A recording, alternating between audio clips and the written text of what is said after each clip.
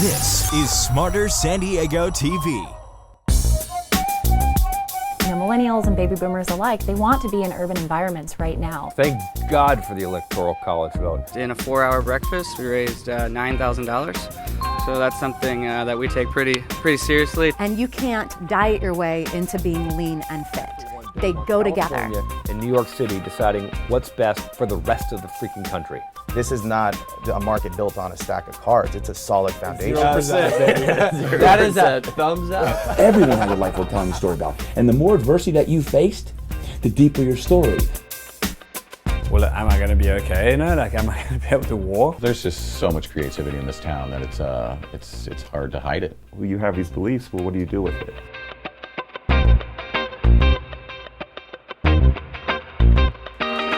Welcome to Smarter San Diego TV, where we guarantee to make you smarter than everyone else. We do it all commercial free, and right off the top of today's show, we're going to make you smarter than everyone else with regard to the San Diego luxury real estate market. Now we're talking about homes that are multi-million-dollar homes, but you don't have to take my word for it as far as how hot it is. We've got our real estate expert, Scott Ryan, in the luxury market, who's actually in one of his newest listings in La Jolla right now. Scotty, what's up, my man? Thanks, Derek. Yeah, welcome to my new listing here at 2641 Costa Bell Drive in La Jolla. This beautiful estate is just nearing completion, and we're just buttoning up the last minute details. So I thought it'd be great to showcase what the best in La Jolla has to offer and talk more about this great listing. Now, Scott, before you give us a tour of this amazing new construction home in La Jolla with ocean views, it's just absolutely amazing. I was there myself and saw it. What is the luxury market doing right now in San Diego? It's very unique, you know, as the real estate market has performed very well the last many years. You've had so many developers and investors come into a luxury market like La Jolla and just really transform the landscape of not only how these homes are built and presented, but, you know, increasing the overall real estate values here and around La Jolla. Scott, what does it take to sell a multi-million-dollar home like this? I mean, it's not like it is on reality TV, right? You know, there's a lot, Derek, that goes into it, and I'm not the million-dollar listing agent on TV, but I can assure you that it's not as easy as it sounds. But getting the property ready is really the most critical part. You know, staging the property properly, getting the right marketing out there, and really networking with the local agents, because they're the ones that have the buyers. Those are the ones that control the inventory and work with you to get these properties sold. So getting the property ready for the market is probably the most crucial part, and then having a strong, aggressive marketing plan is also crucial. So Scott, what advice do you have for luxury property owners who are going to become sellers in the near future? What should they be doing and not doing in this market? I think first and foremost, pricing is going to be really crucial. You really have to hire an expert local agent to help you get accustomed to what's happening with the market, what your house is worth, and then also, like I said before, staging it and properly preparing the house for market. I've met many of the potential buyers and people that have come through just pre-market on this house, and I found that a lot of buyers in this price range are very impulse-like. They want to see a turnkey finished product, and you know, they buy luxury goods in general. So when they're buying a home, they want to see that the quality is there. So not only having the house ready, but having quality, good materials and finishes on the property. Well, it sounds like the home that you're sitting in right now is one of those homes. So, hey, can you show us around or what? Okay, while they're setting up the live tour shot of this home in La Jolla right now, this is a $4 to $5 million home. We're not exactly sure where it's going to be priced yet. New construction will be hitting the market very soon. You are going to see it right now on television before anyone else sees this property. Check it out. Hey everybody, it's Scott Ryan here. I want to welcome you to the sneak peek of my brand new listing here in La Jolla. Come on in, take a look. One of my favorite features about this property is this great room. The views are so amazing to the Cove of La Jolla down to the La Jolla shores. These lock antenna doors open all the way up, which really creates a nice indoor-outdoor living lifestyle. The view also sprawls into the kitchen as well. We've got a chef's gourmet kitchen with Viking range appliances, high-end finishes, and also views up towards Mount Soledad. Gorgeous dining room here, high vaulted ceilings, which is a really nice feature about this home. I really love this. Quaint little living area, great place to conversate, hang out after dinner as well. The house features 5 bedrooms, 6.5 baths. It's 5279 square feet on over half-acre lot with a pool and spa. This back area here is a nice little kids media area. Great place to relax. Nice wide hallways with oak plank floors. And this is really special. This is our master suite, which has views out towards the ocean and this brand new, sophisticated pool that we have back here. We're here in the master suite in this incredible spa-like master bath. Sellers chose a nice teak reclaimed wall back here, which is very unique, gives a lot of warmth and color. You got quartz countertops, beautiful shower with soaking tub as well.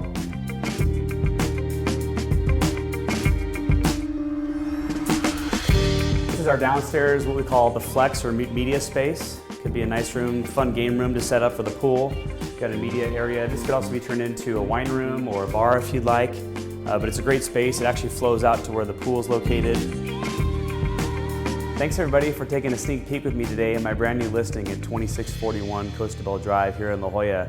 If you're looking for a luxury life with a brand new construction home, this is definitely the place to be. And as a big bonus, you get this.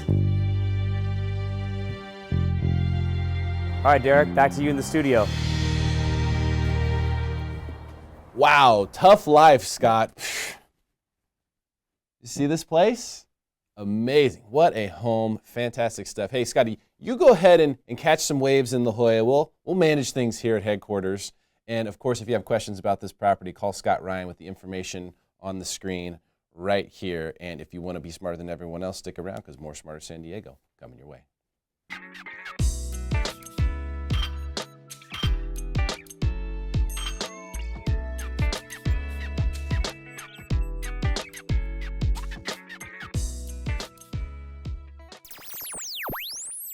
Our next guest is here to update us on the La Mesa market. Let's welcome the broker of New Leaf Realty, John Lieber. There he is, the golfer, John Lieber. Here I am. What's up, man? Thank you. How you doing? Good to see you. You too. So people will know you as the golfer because they're going to see you on Win This Listing. Our next upcoming episode is the one in La Mesa, which you participated in. Now, for those of you out there who haven't seen John on the show before, be careful if you're playing pickup games on the golf course with this guy. This is what his backyard looks like. Show us the picture of what his backyard looks like. That's his backyard. You don't play skins against a guy who has that in his backyard. But John, I did do something today before we get into La Mesa and the La Mesa real estate market. I did bring a 5-iron in today. Okay. Because I'm hoping you can help me fix a little slicing problem that I've got going on. So can you do that for me today before we finish the segment up? Well, yeah, it looks like you got some marks on the hosel there too, so we might have to talk about that also. But yeah, I can help you out. El Jose? Yes. The laterals, that's been happening too. So I'll just borrow you for a couple minutes. We'll do that here in a second. All right. I appreciate it. Sounds good. Best golfer I know right here, so we call him the golfer, John Lieber. Also, fantastic real estate agent in the La Mesa area. Your office is in La Mesa. La Mesa is one of those places. My daughter was born there. It's a very soft spot for me. Right on 3rd Street is where we lived at that time, close to what was then Henry's, which is now Sprouts. But this is a market that's been really, really hot. It went through a period of sort of question marks when they were doing all of the renovations there in the downtown area. Now that's pretty much done now, isn't it? It's all done. You know, it's interesting because you think back. I've heard business owners, you know, being a part of that community, and my office is right on La Mesa Boulevard. You hear things from business owners that are, you know, a generation older than me, and you hear them talking about how bad La Mesa used to be and how bad the village area used to be. And I think, you know, it was just, I think, had nowhere near the quality of restaurant, shops, and everything else that they do now. So my whole experience has been pretty good with it. I've seen it grow a lot since I've been in the business, but I never knew it, you know, maybe how it used to be when, you know, when people didn't want to go there. Well, if you want to check desirability, one of the nice things about understanding the real estate market is that will tell you exactly how desirable a place is, because, you know, areas become desirable and then prices go up. I mean, that's what happens. So, you know, when a place is undesirable, people are leaving, prices go down. Yeah. So how does that look in La Mesa? So over the last, say, 4 or 5 years, I mean, the one thing to note that is just off the charts to me is how low the inventory is there. We hear it all the time, and we know San Diego's experiencing low inventory, as is the rest of the country. But if you look at La Mesa right now, okay, throughout the last probably 7 or 8 years that I've been tracking La Mesa in the 91941 zip code, we always have between 80 and 115, 120 homes for sale. Always. I mean, it never really dips below that. Right now we've got 40 that are active for sale. 40 homes. In all of 91941. In all of 91941, which extends pretty far west, a lot further east, over to Mount Helix. I mean, it's a big area. There's a lot of homes. So what does that mean? I mean, does that mean, obviously the market's hot? Well, and there's 42 that are in pending status, so they've got an accepted offer.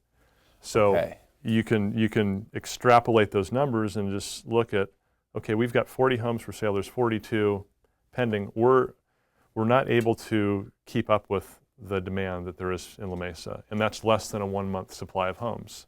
So if sellers just took a month off, didn't put any new homes on the market for a month, they'd be gone. There'd literally be no homes for sale. They'd be close to gone. You know, you'd probably still have the couple that might be overpriced or weren't as desirable or whatever it was, but in theory, yeah, if no one else listed over the next 30 days, you wouldn't have anything for sale. How crazy would that be? And is that possible? I mean, you know, it seems that that's where we're headed. I mean, the inventory just keeps going like this. Yeah. I mean, is that a dream situation for home sellers, basically?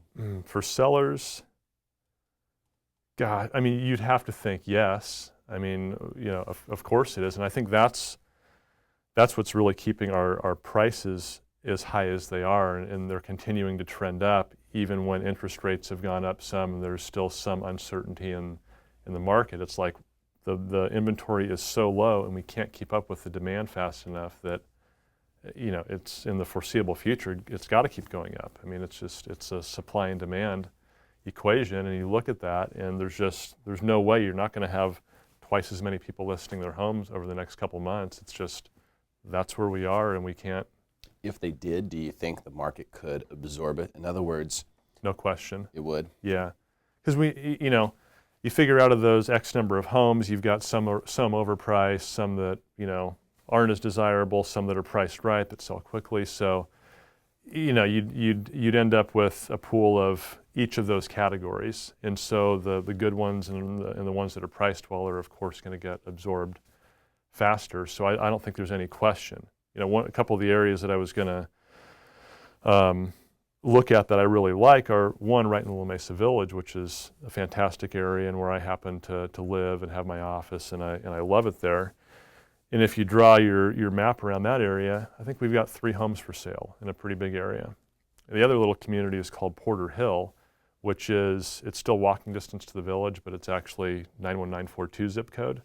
You know, I took a look at what was for sale there, and we don't have anything for sale there right now. Nothing. So, you know, you could start a search and hope that something pops up, but as a home seller, I'm just thinking, I'm not trying to be greedy.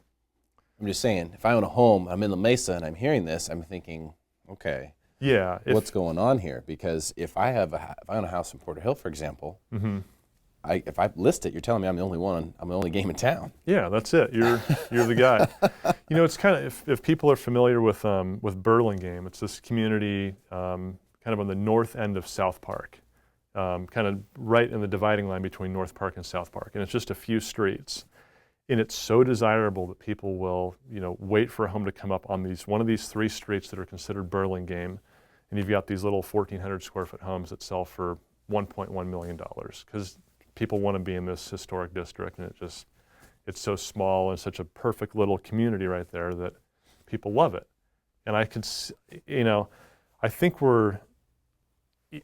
think we're going to get there that quickly, but I think the more you've got restaurants and businesses coming into La Mesa, and the more it turns into something like this community where, for younger people, everyone wants walkability, and the more it transforms into that, the more you get kind of younger professionals moving there, and the more you see some of the historic houses that still need to be fixed up. I think you'll see those get renovated over the next 5-10 years, and I see that area as being the hidden gem that's just going to keep getting better and better. The next Burlingame? Could be. Could be. But I would say more like a South Park or North, I mean, we're a lot, Burlingame is so small, but if you look at South Park or North Park, some of those areas, that's what I would equate La Mesa to in the East County. I think it's got that same character and charm, and I think the thing that's leading all this is all these, big time restaurant owners and businesses coming in. Gotcha. Makes sense to me. And so what you're telling me is the market has not peaked. No. It is still on fire, and you expect that to continue. Yeah, I think you just look at those numbers and you look at prices relative to the rest of the county, and if your options are North County or Coastal or Poway, Scripps Ranch, those areas, our prices are still on the lower end of all those. So I think it's got a lot of room to go up, and the more people from those areas that kind of discover this area, especially the North Park, South Park crowd, I think they'll continue to drive prices up for us, along with that low inventory. Oh, absolutely. As long as you continue to see prices in Santee and the further out places like Poway, continue to go higher, you go, wait a minute, La Mesa's closer to downtown, closer to the beaches, closer to everything that you want, Central Mission Valley shopping, all that stuff. So great stuff. Well, it sounds like La Mesa is hitting it right down the fairway, a problem that I have. You have? None of us have that problem. We're at the 5-iron in here today, Johnny, so you can hopefully help me fix my slice. Okay. Can we do that? Sure. All right, let's jump to it. You said you struggle with a slice, right? In that way, yeah. So, what I would say is the biggest, the fundamental issues that cause a slice are the fact that the club is coming from the outside swing path. Okay. And so one of the things, I always used to get myself into a lot of trouble hitting the ball crooked when I was playing golf, especially growing up. So I learned how to get it out of the trees and curve it, fade it and hook it around trees. So kind of the fundamental thing that you want to think of is, okay, you want in theory, if you're set up dead square, the ball should go straight, right? Mm-hmm. So to make the ball curve in one direction or the other, let me take sure. If the target is straight that way, okay, I'm going to set my club face and it's going to be pointed directly at the target. Okay. If I want the ball to slice, I'm going to aim my feet to the left, and in theory, your swing is going to be along the line of your feet. So if your feet are aimed left, the ball should start on the line of your feet and curve into the target. Gotcha. Going the other way with it, if you keep the face aimed at the target and you turn your feet the other way and you swing along the line of your feet and your body lines, the ball should start along those lines and hook into the target. So a lot of the problem with people slicing the ball is they end up getting set up more and more out of alignment and trying to swing along those lines, and the ball ends up slicing because of it. So I think fundamentally the best way to start is, okay, make sure that you're aiming the face of the target and aiming your feet and shoulders at the target as well, and you can counteract so many of those problems that creep in just by getting the basics down and getting the basics lines of your body lined up properly. Check the alignment. Yeah. Make sure the feet. That's the first thing to get out of balance is you start to see a slice, and some people will start to aim more and more to the left just making it because they know it's going to slice. So all of a sudden your face is still aimed straight. Your feet lines and your shoulder lines are aimed left, and you're swinging along those lines. Let's take a look. If I I can kind of see that there, I think. If we're looking at straight. Yeah, I mean, so you start hitting the ball right, the natural tendency is to start aiming more left. And the more you do that, close it down a little bit. Close it just a tad, take the normal swing, that should cause the path to go a little more inside out. Yeah. And it should straighten it up a little bit. And you could even, experiment with going the other way with it, start to get your feet aimed a little bit to the right, and all of a sudden your natural tendency is going to be to swing along the lines of your body, feet, and everything else, and the ball will start to go right off the club and then draw back at the end. Well, if it could only happen like that. Oh, it can, though. John, appreciate your time, man. Thank you very much. Great stuff. We'll see if that straightens me out. And hey, stick around for more Smarter San Diego TV, where we guarantee to make you smarter than everyone else. Commercial free.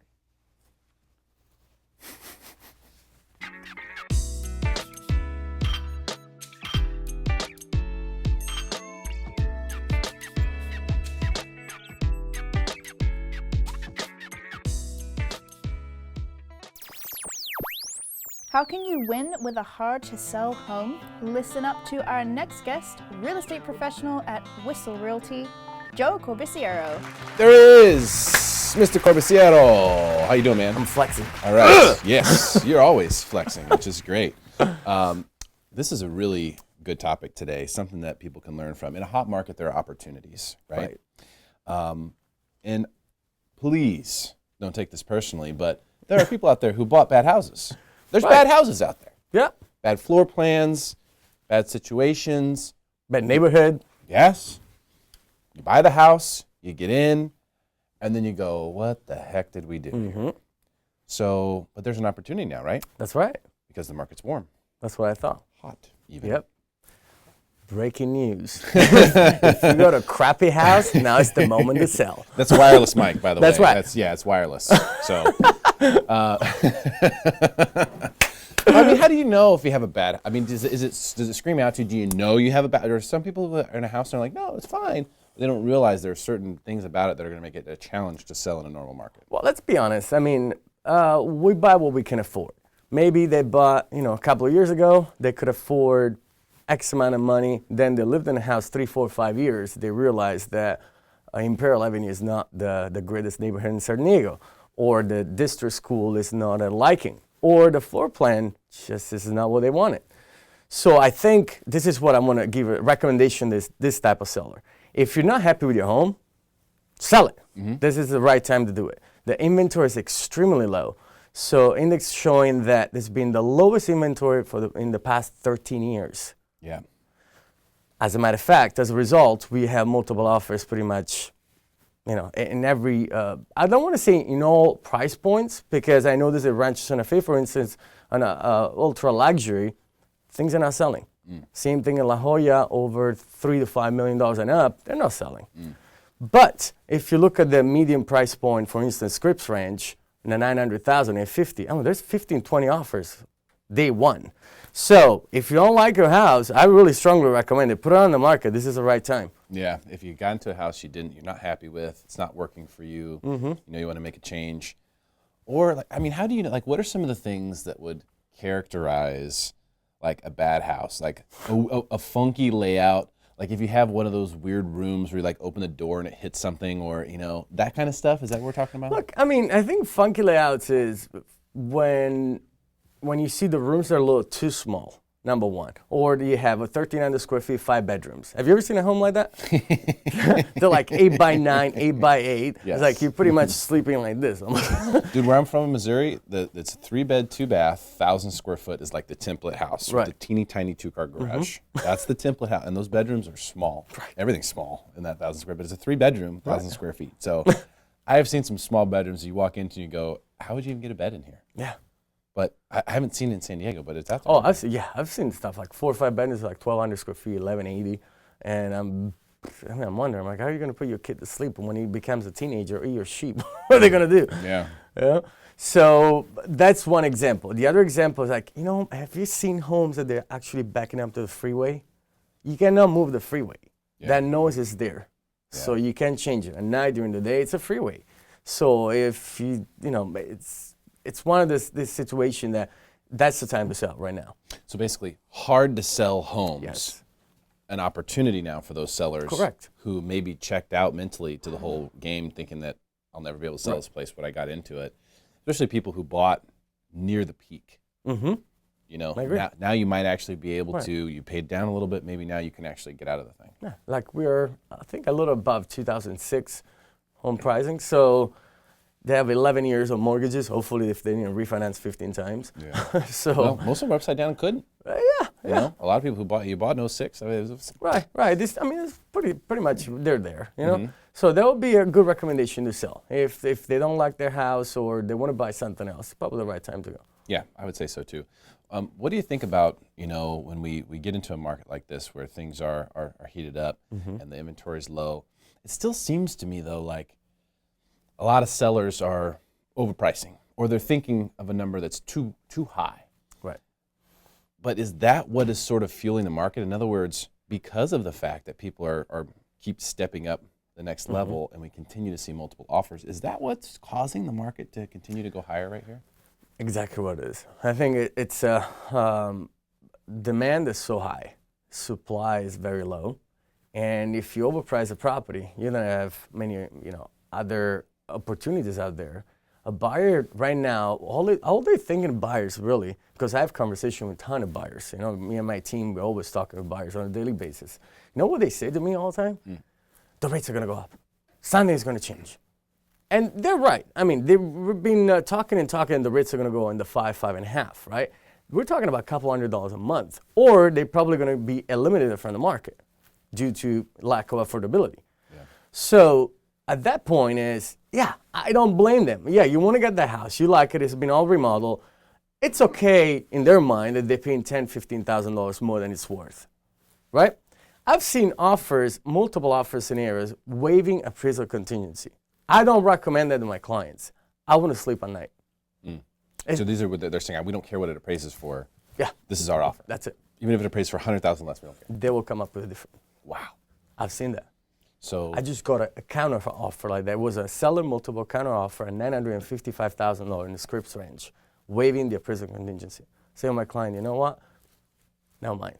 Let's find another home. So are you sure? I'm like, yeah. Because I know it's not going to appraise at that price. It's probably going to come in at $910,000, $915,000 with $40,000. Are you willing to come up with $40,000 difference? I don't feel good about it personally. I don't. It's a little bit scary. What about, we're talking about, the bad house, which is subjective, obviously, but the concept of if you have a difficult home to sell, weird layout, backs up to the freeway.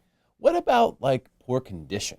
I know there's a lot of people right now, and I was shocked to learn there was some data that was done by one of the retirement communities, and most of people's homes, once they've lived in a home for more than 20 years, which are a lot of people, they tend not to do anything to it. I mean, literally.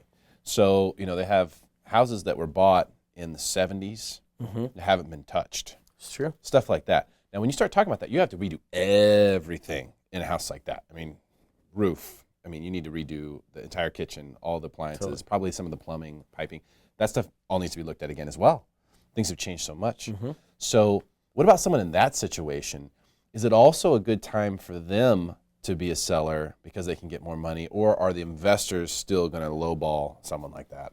Investors out there, I mean, they're like condors, like, whoa, a deal? They call you 15 times. Joe, you got that deal? No, jokes apart. I mean, I've seen properties on the market. Like, it's interesting you asked me this. I just went to visit this house in Mission Hills 2 days ago. They're asking $1.05 million for a home that should pretty much be knocked down and rebuilt, okay? That's $1 million lot. Right. It's been sitting there for a while, though. The house is not selling. So I think two main reasons. Number one is empty and ugly and stinky. Number two, it's unfurnished. I mean, I'm a real estate agent. I've been in the business for a while, so I can envision the space. I can pretty much think about where to put a couch, where to put this, where to put that, right? Even if it's a crappy house, even if it's not the best conditions. But if you keep an empty shell, stinky, with a dirty carpet, and everything is dirty with it, it's going to stay there for a long time. Does it stink in there? Big time. And I remember back there designing with foreclosures. It reminded me of foreclosure for a minute. I was like, what is this? I looked at the listing again. I'm like, are you sure this isn't Ariel? Do you think that house could sell? Eventually, we'll sell on the right price, for the right price. Could you sell that house? Yes. What would you do to that house to make it sell? Do you want me to share this? Yeah. Okay. So first of all, I will pay out of pocket, honestly, to get the carpet cleaned, professionally cleaned. Probably do a little light, fresh, coat of paint. Then I will put some furniture in there. I will stage it. Even if it's ugly, if you stage your property, a first-time home buyer or somebody that's not savvy as, me that I sell homes, is going to probably see potential. Say, okay, perfect. So you can put the couch here and the dining room goes there. Yeah, we just have to change the carpet and put some paint or change the windows. So, it gives a little bit of spark to it, Takes you a little bit down Correct. the road, yeah. I don't understand why these agents, in 2017, they still think that it's okay to sell a piece of crap, stinky, with no furniture in there. Honestly, no. I know it's a seller's market and whatever you say, but you're doing a disservice to your client. Yeah. Sorry, I'm an advocate. I'm like that. I'm very transparent. Yeah. We appreciate that. Yeah. He's very Italian too. Very Italian. He's very Italian. Cosa dici? Okay, so so if you have a bad house, which we're saying is rough floor plan, a tough to sell house. Yeah, let's say that. A house that you go, man, we bought this, it doesn't work for us. We didn't realize that. This is the market that you can get out of it in. Yeah. You can get out of that house in this market, potentially scot-free depending upon when you bought it, and then find something that, now that you've learned what it is that you don't like about that house, that's right, you can make that correction on the next one. Another spectrum, buyers, be careful. Don't buy a crappy house. Yeah. Don't buy an awkward floor plan. Don't buy a house that's backing up on the freeway unless you're getting a screaming deal. Because once we're going to have the downturn, or when things settle and you want to unload that property, it's going to be an issue. Yeah. So right now, it's on your favor, sellers, low inventory, ton of demand, so it's okay. But you buyer that you're getting into home ownership, be careful. Don't be that guy. Yes. Joe Corbisiero, thank you for your time. Thank Appreciate you. it, My pleasure. Stick around for more Smarter San Diego TV, where we guarantee to make you smarter than everyone else. Commercial free.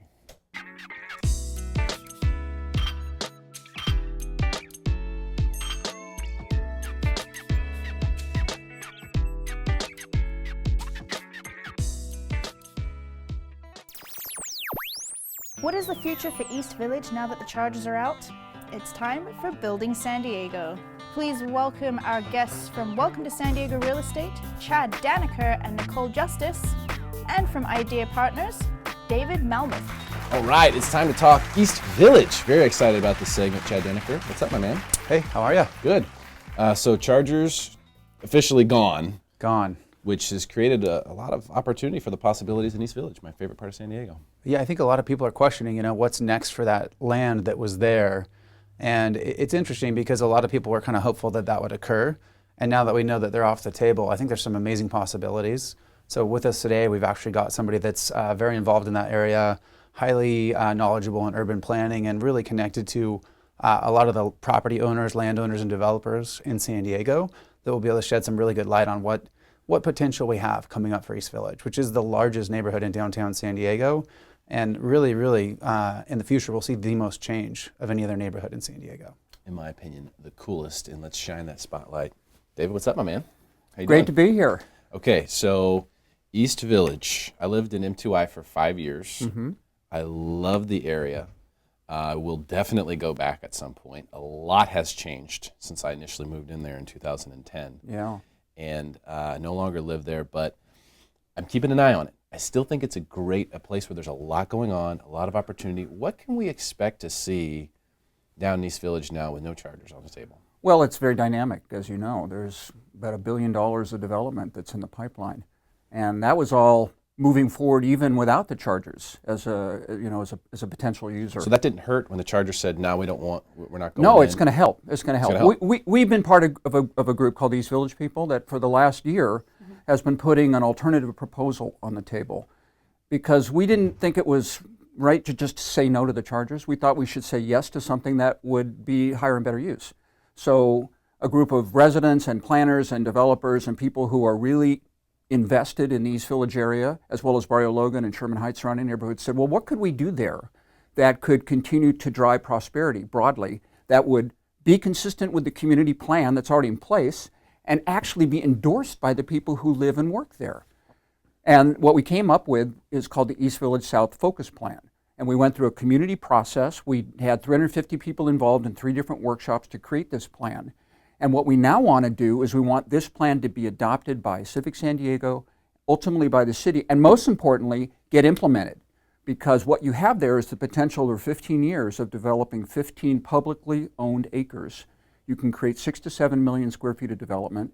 You can create tens of thousands of jobs in that area, which is what's really needed. You think this would be better than if the Chargers Absolutely. Well, we never really got a straight answer in terms of what the economics were going to be for the Chargers, but we did our own fiscal impact analysis, and we showed that this project has the ability to create tens of millions of dollars of new revenue, 10,000 new jobs, and what it can do is it can really become the glue that stitches together the neighborhoods, and that was very important. It was very important to all the people that participated in creating the plan. They didn't want something that was going to be a barrier. They wanted something that was going to connect the neighborhoods, and that's what great urban planning does. So this plan, at its heart, is an open space plan. It has a wonderful park that faces the library, and around that are a series of buildings, mixed-use buildings, that are really consistent with what's already there. So this is for the same area? Yes.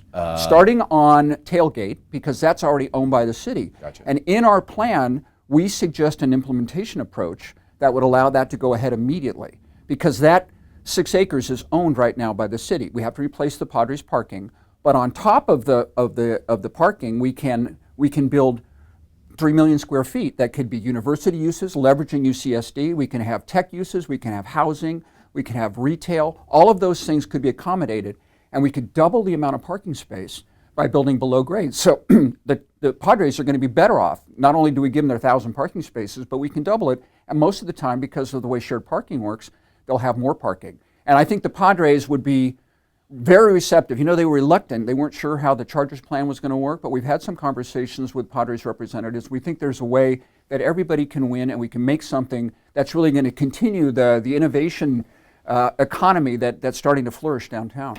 I tell you what, if you were unsure about how much energy is being put into the development and how much love there is on this area at East Village, I'm telling you, it's something special, it's something different.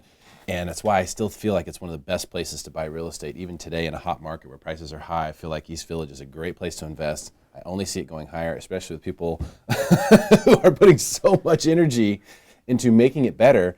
And we also know other things too, like the I.D.E.A district, for example, is something that's a big deal. Whole Foods, right? That's a done deal. Ritz-Carlton, that's a done deal. Well, they've got there's some hurdles that they have to overcome, clearly. But that's the nature of development. But I.D.E.A district, which we started, Pete Garcia, my partner, I started 6 years ago, has slowly started to demonstrate that we can create a downtown for San Diegans. I think that's what we all really hunger. We want a place that's authentic, that has a variety of great uses, that has great amenities, that has public spaces, that has jobs, because 70% of the people who are living downtown right now are commuting out of downtown. Right.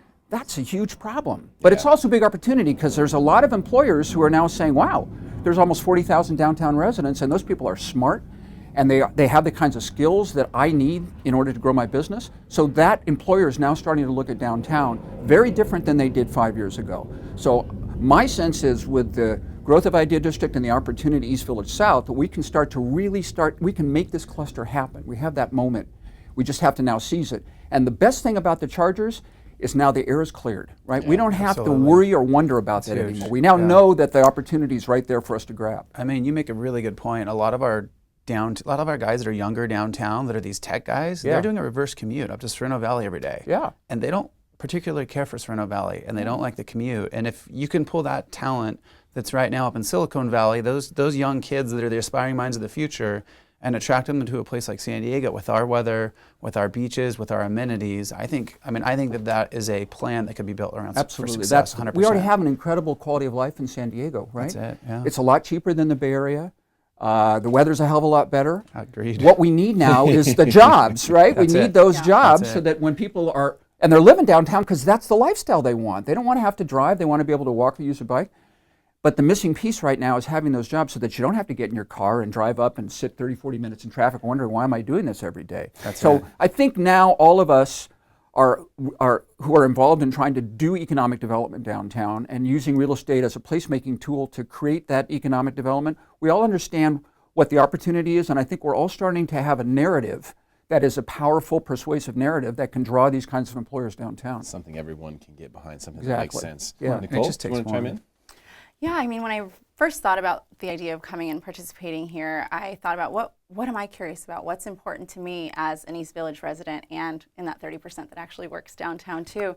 I really wondered, what is the plan? What's going to happen to my investment? My life, and what opportunities are there, and what do I have to look forward to, and what can I talk about? And so for me, it came because, and I'm really excited that you're here, because I wanted to learn. I wanted to be able to speak to this and be excited and be with conviction, tell people I bought when people are saying that, hey, prices are up, but I understand that there's so much happening in East Village. And I first moved to San Diego about 4 years ago, and I blindly chose a place at M2I. I searched East Village for another building I liked better and went back to M2I. So like that's you M2I guys, huh? Yeah. That's a popular building. It's nice. It's a well priced. The HOAs are lower. Not as many amenities, but you don't really need it. I mean, if you're fit, you're fine. So there's a lot to be said for M2I. Great neighborhood amenities. Yeah. So Yeah, I think just the energy in East Village and what's happened. And East Village has kind of got that cool edginess.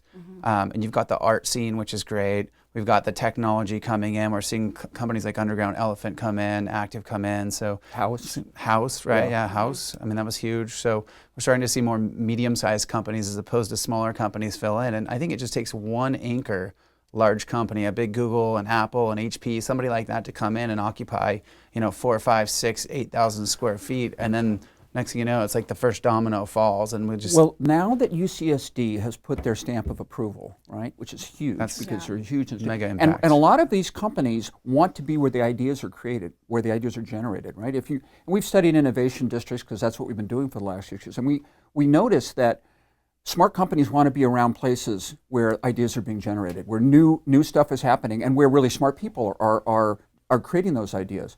So we're now at this moment where, because of UCSD's presence, we now think there's the opportunity for this kind of pylon to happen. Very exciting. Message to the CEO of Qualcomm: hey, stop laying people off and take the business downtown. Everybody could benefit from that. Thank you all so much for coming today. Fantastic stuff. Really appreciate your time. Stick around for more Smarter San Diego TV, where we guarantee to make you smarter than everyone else, commercial free.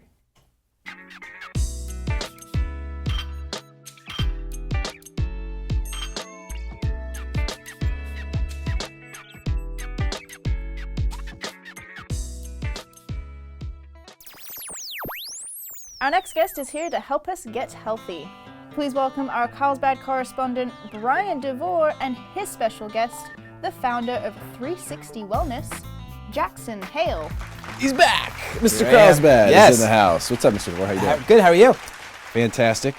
This has been a great show so far and only getting better now that you are here. Well, I appreciate that. Thank you. Yes, it's tremendous. Now, you wanted to bring Jackson Hale in here today. Tell us what's going on. Yeah, I did. So as someone who lives and works in Carlsbad, I'd like to promote businesses for people who own businesses in the city of Carlsbad. So I was at the gym one day, and this young kid comes up to me and says, you're doing okay, but I think you can do this a little differently. And he showed me how to do it differently. I'm like, wow, that's much better. Long story short, I got him to help me as a trainer. And he started this great business called 360 Wellness, which is not just about physical training, but everything you need to make your body that much better. So I wanted to bring him on the show. Awesome. Jackson, welcome. Hey, thank you. I really appreciate you having me. Yeah, so what exercise was Brian doing when you saw him at the gym the first time? Was he walking on the treadmill and you're like, hey buddy, you should go left, walk right, differently. left, right. It's not left, right? Yeah, no, left, right is way too hard. Skipping, no. I believe he was doing a chest press, maybe a little bit of a dumbbell fly. Right. Working on the pecs. That's right. Yeah. Right, and I was clearly doing it wrong. And he looked a little tight, and so, I gave him a couple of tips on opening up the chest, working on his back muscles, trying to correct, some posture so he could, improve from there. Right. So. Are you going to do something for us? Are you going to show us something today? Something that, maybe I could do a little bit better, or I'm just messing with you. Right? We don't have I told him. I told him Derrick's going to want you to do like bench pressing or something like that. But we'll just focus on something else. Maybe plank, a push-up. Plank's always good. Something. I can show you what I got going on, and we can see what you think. Yeah, let's see what you got. Okay, we'll do that. We'll do that in just a little bit, so stick around for that. So this is obviously something everyone's interested in, at least I hope. Everyone is interested in their own personal health. Right. There's that old saying, that cliche, well, at least you have your health. Mm-hmm. Let's hope you at least have that. Yeah, right. If someone says, well, at least you have your health, and you're like, that's a bad place to be in. That's right, because nothing else goes good after that. Yeah, there's nothing left. Right. Right. So I think, and in San Diego, I think people do, in general, care a lot more about their health than like where I'm from in Missouri. Big problem there. Yeah. Okay, not a lot of gyms, not a lot of people working out. Okay. So here, different story. So Jackson, what is your approach to 360 Wellness? I mean, what is it that you think is different about what you do than what maybe most people are doing out there at the regular gym? Sure. So my approach is in the name. It's 360 Wellness. I'm looking at covering all aspects of health through nutrition, corrective exercise, massage therapy, and also stress relief too. I've found that as the kind of the 4 main cornerstones of this business is most needed in the industry. I've been doing personal training for 2 years now. I played sports my entire life, and has found that as people want to grow and transition into a better, them, and even get to the things that they want to do, maybe they're injured or don't have the time or the the quality of life to get to that point. I'm there to help them and take them step by step getting there.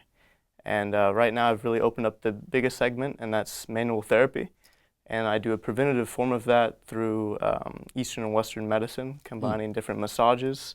I actually use 7 different modalities into a timed massage that transitions into stretching and activation. So a type of little workout afterwards to help finalize the area. And that's what I've really found beneficial in helping change the kind of the function of someone's mechanics. And so if your mechanics are off, let's say you're a carpenter and you do, hammering your whole life, your arms up and raised above, hammering all day, you're gonna have maybe some shoulder impingement. Those mechanics get off. And so what I do is I put that structure back in position and allow them to move freely and, never get to that point of injury. You ever work with any tennis players? Yeah. It's crazy. Yeah. They have like one huge arm. Right.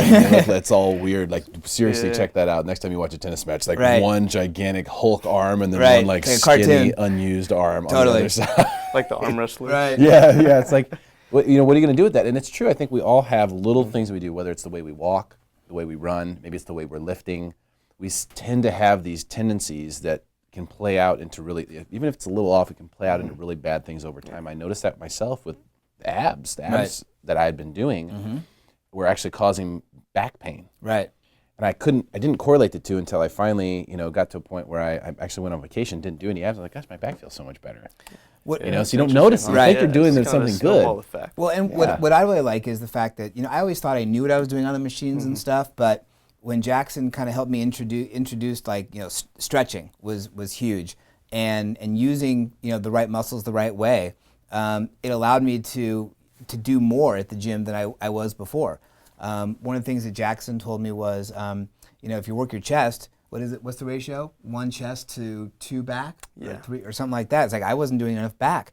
And that's why the posture was so bad. I thought that my posture was from something else. Turns out I was doing something, totally wrong. So his approach to really get in and see what you're doing and, how to help fix it, but really get into the root of it with the nutrition and with the stretching and everything else, it's night and day. What do you think about some of the stuff that's out there right now, like really hot, like yoga is a big deal around here? Is that something that is good for most people, or is that something that people need to be careful with? I think, again, it depends on kind of where they're at in their stage of function and mechanics. I think a lot of people can, do yoga, but are they doing it the right way? And that's the biggest thing with, I would say, technique. And where I come in is tissue health.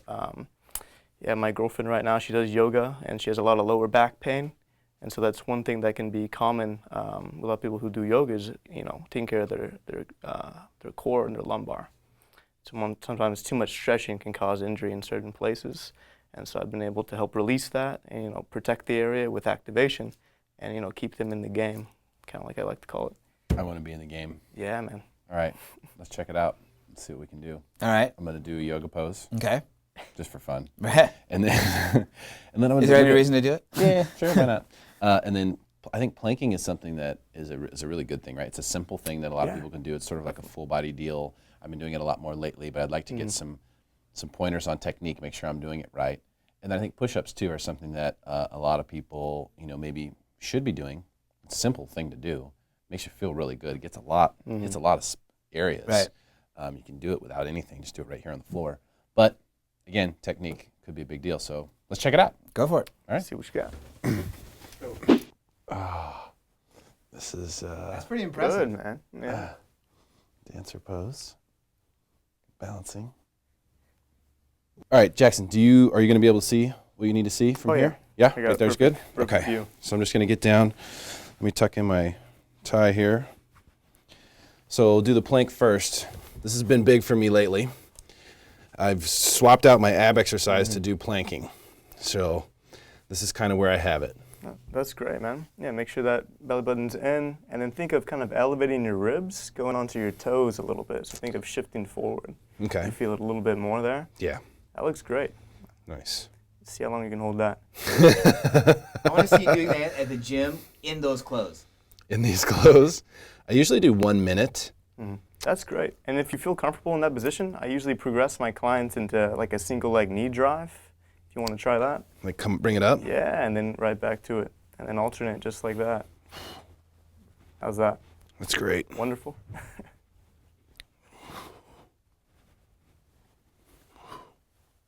Nice. Okay. Now, what about bending the arms?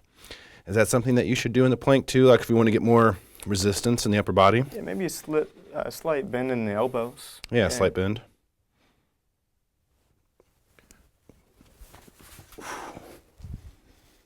Your camera's going off.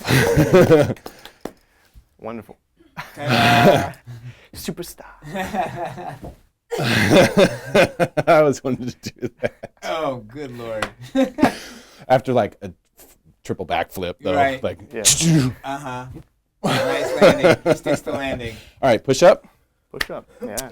So push-ups, like the oldest form of exercise. I like to do wide. Yeah.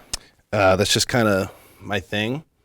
But I keep the legs about the same distance. So I like to go like this. It's good depth. What do you think, Doctor? Yeah. A+. No tips? No tips needed, man. Yeah. Yeah, baby! Yeah! Now tell him to put weight on it. Yeah, let's put a 45 on it. That's great. All right, so Jackson, you've got an event coming up. Yeah. If people want to come check it out. Yeah, a little 360 demo I'm going to do. It'll be Saturday the 25th. My new place is opening up, and I'm super excited about that. I'll be doing a 30-minute demo for anyone who wants to come in, get a free session, check things out. My normal sessions are 45 minutes or 90 minutes for the manual therapy, which is going to be, again, a blend of massage with stretching and activation. And so, yeah, come on out. You know, anyone can join, and looking forward to it. Okay, fantastic stuff. Well, that's it for this episode of Smarter San Diego TV. We'll be back next week, same time, same channel. We'll see you then.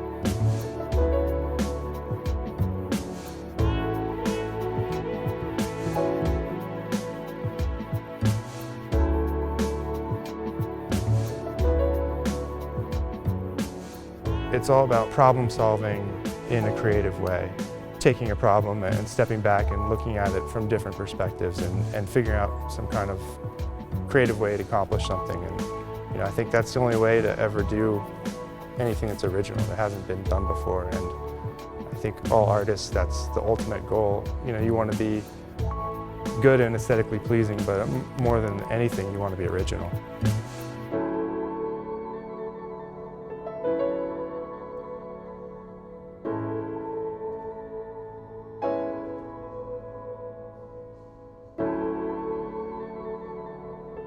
I think there are a lot of similarities between the way I approach art and surfing. You know, when you're surfing, you're looking for the right wave and reading the surface of the ocean and kind of paying attention to all these little elements that somebody else, you know, might not notice. Looking at a piece of wood is similar to looking at the ocean and trying to figure out where that wave should pop up. And it is on. Jamie O'Brien kicking for the bomb, looking for a 10. Wow, this is going to be a good wave right here if we can come out of this one. Come out. Oh, of course he comes out. Oh, and can you One thing that drew me to working with wood was just working with nature and having it dictate what I am able to do. You know, in a lot of ways, surfing had always held me back in my career because I, just never had the ambition to want to work those extra hours instead of having those extra hours to surf. I chose to live in San Diego because of surfing rather than moving to, New York or a big city to chase that high-paying job. But art has really given me my freedom where I'm allowed to work whenever I want to work, and I'm allowed to surf when I want to surf, and it's a lot harder. And I would say that I work, twice as much or 3 times as much as I ever worked before, but it doesn't seem like work. It doesn't feel like work. It's just something that I do for myself, and it makes me feel like I'm living my life the way I want to, and I'm not wasting my time, doing things where I feel like I'm not living my life until I get home from work. So, arts has allowed me to live life, the free life that I have always wanted to.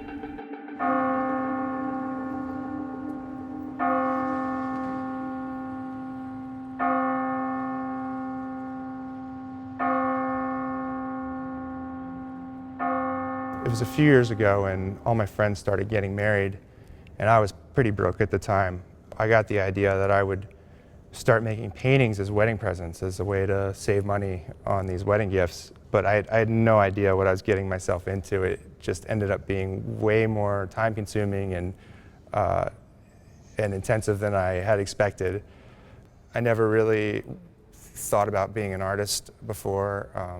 I didn't go to school for it or anything like that. I actually went to school to be an attorney. I went to law school and then practiced law for 6 years after that. So, a good decade of my life was devoted to that.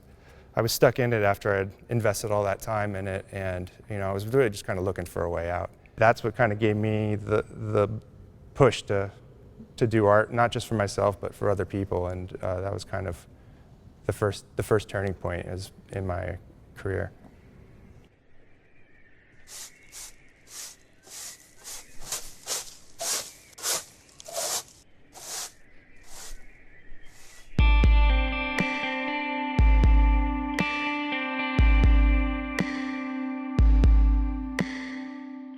I wasn't scared yet. I had faith that everything would be fine. You would think it would have been when I decided to quit my job and do art full-time. The scariest moment was probably the 2nd or 3rd month into doing art full-time when I didn't have money to pay rent for the first time.